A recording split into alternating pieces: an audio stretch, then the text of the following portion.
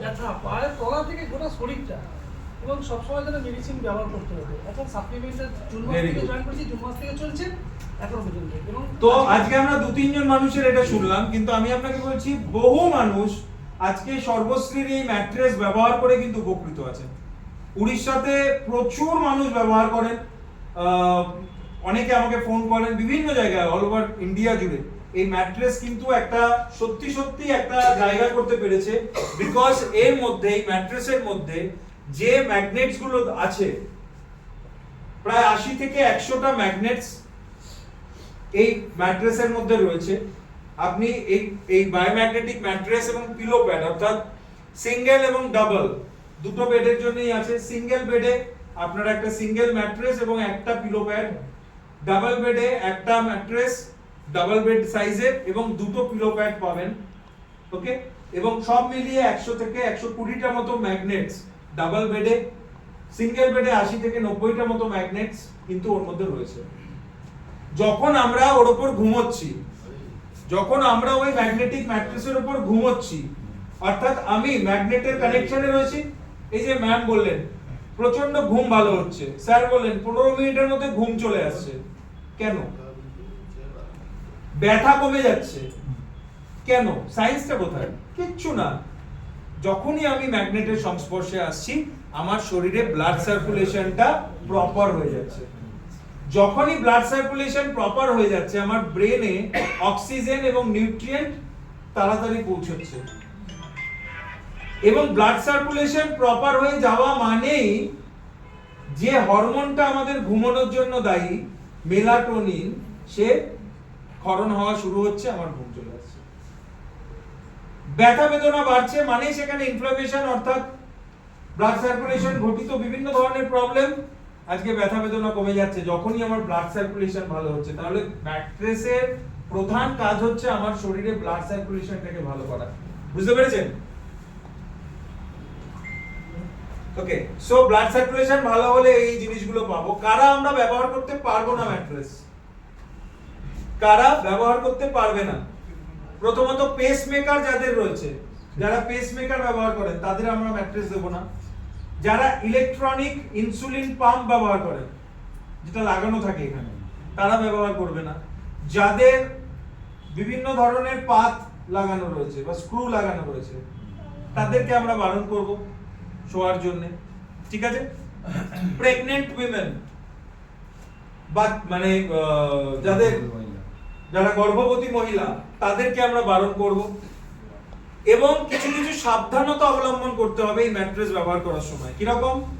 প্রথমত, বিছানার উপর যখনই আমি ম্যাট্রেসটা পেতে দেব, সব সময় কিন্তু পেতে রাখবো না।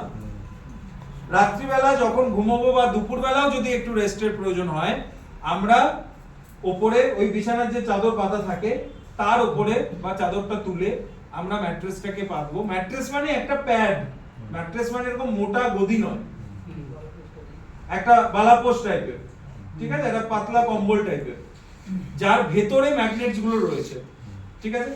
এবার সেটা যখন আমরা ওই বিছানার উপর পেতে দেব, তার উপর আমরা কিন্তু শুধু সুতির চাদর পাতবো, অন্য কোনো চাদর নয়, কটন সুতির চাদর।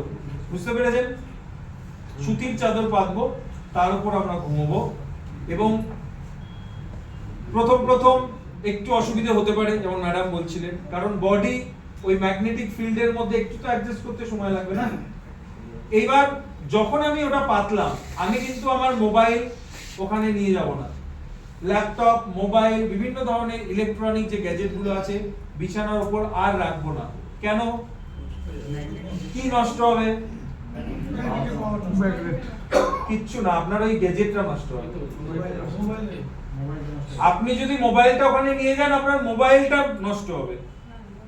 কেন? কারণ মোবাইলটা তো একটা নির্দিষ্ট ফ্রিকোয়েন্সিতে কাজ করে। একটা মোবাইলের মধ্যেও তো ম্যাগনেটস রয়েছে, এবার তার একটা নিজস্ব গজ পাওয়ার রয়েছে।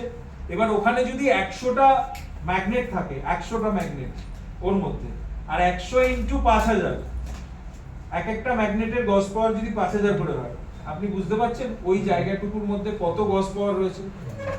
সেখানে আপনার ইলেকট্রনিক গ্যাজেট গুলো নষ্ট হওয়ার চান্স আছে। তাই ইলেকট্রনিক গ্যাজেট নিয়ে যাব না। কোনো লিকুইড কোনো কিছু চা কফি জল শরবত আমরা ওই বিছানায় বসে খাবো না, কারণ বাই চান্স যদি ওটা উল্টে পড়ে ওই ম্যাট্রেসের উপর তাহলে কিন্তু ম্যাগনেটস গুলো নষ্ট হয়ে যাবে, কারণ নিওডাইমিয়াম ম্যাগনেটস খুবই হালকা হয়, পলকা হয়, মানে আপনি এরকম করে ভেঙে ফেলতে পারবেন, এত পলকা হয়, কারণ ওটা কিন্তু পৃথিবীর নিচ থেকে সংগ্রহ করা, বুঝতে পেরেছেন?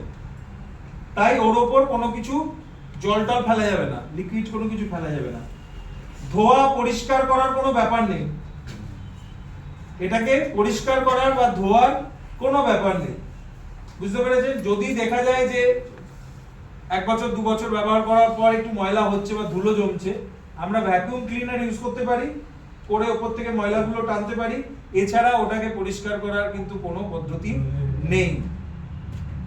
স্যার অনেকদিন পাততে পাততে একটু ড্যাম্প হয়ে যায় বা একটু কেমন গন্ধ হয়ে যায়, একটু রোদে দিতে পারি কি?